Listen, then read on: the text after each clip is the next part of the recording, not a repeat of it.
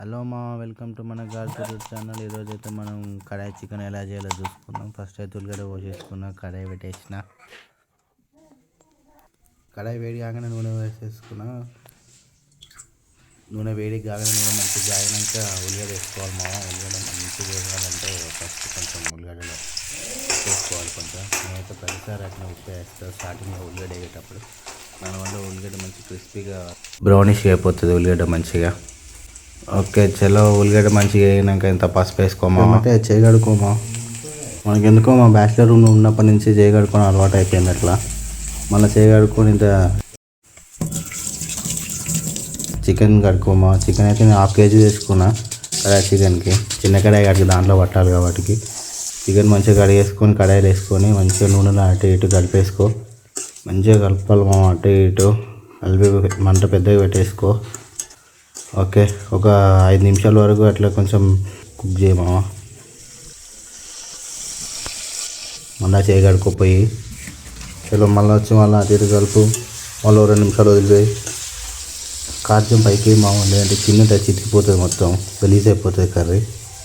మంచిగా అటు ఇటు కొంచెం నూనె మంచిగా మధ్యలోకి రాగానే దాంట్లో అల్లం మంచిగా అటు ఇటు కలిపినట్టు నూనె లేగినాక మంచిగా అల్లం కూడా అటు ఇటు లోపల చికెన్ లోపల గినికేటట్టు మంచిగా కలిపేసాయి.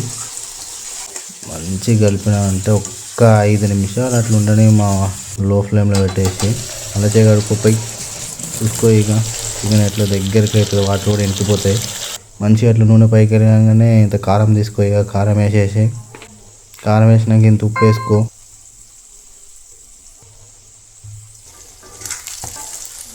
ఇంత ఉప్పు వేసుకున్నాక తక్కువ వేసుకో మామ, అటు ఇటు అవుతుంది. లేదంటే మంచిగా కలుపుకో. ఇక అటు ఇటు మంచిగా చికెన్ ముక్కలు అన్నిటి కారం ఉప్పు పట్టేలాగా 2 నిమిషాలు అట్లా పక్కనే పెట్టేసుకో. ఇక నూనె మంచిగా పైకి మగ్గుతుంది. ఇట్లా నూనె మగ్గింది చూసుకొని మళ్ళీ 2 నిమిషాలు మళ్ళీ ఒకసారి కలుపుతూనే ఉండి ఇక మా. ఇక లేదంటే నువ్వు అట్లా వేసి పెట్టినావు అనుకో, అది కడాయికి అంటుకుంటుంది, మాడి బొగ్గ అయిపోతుంది. అది కడాయి చికెన్ అంటేనే అట్లా జరసేపు కలుపుతూ ఉండాలి మంచిగా మీడియం ఫ్లేమ్లో పెట్టుకొని. మంట పెద్దగా కాకుండా చిన్నగా కాకుండా మీడియం ఫ్లేమ్లో ఉండాలి. అది అయిపోయినాక మంచిగా ధనియాల పొడి వేసుకో, ఇంత గరం మసాలా వేసుకోమా, మిరియాల పొడి కూడా వేసుకో. ఇంత మంచిగా మసాలా గట్టిగా తట్టించి కలిపి అటు ఇటు కలుపు. మళ్ళీ 2 నిమిషాలు ఉంచి అట్లా దగ్గరికి అవుతుంది. చికెన్ పీస్లు అనేవి గట్టిగా అయిపోతాయి మంచిగా ఇట్లా క్రిస్పీగా. నీకు చూస్తేనే అర్థమైపోతుంది మా. ఇక చూసినావమ్మా ఎట్లా అయిందో. లాస్ట్కి ఇంత కొత్తిమీర చల్లేసుకో. అన్నంలో తింటావా, చపాతీలో తింటావా, మందులకు మంచిగా వేసుకుంటావా, నీ ఇష్టం.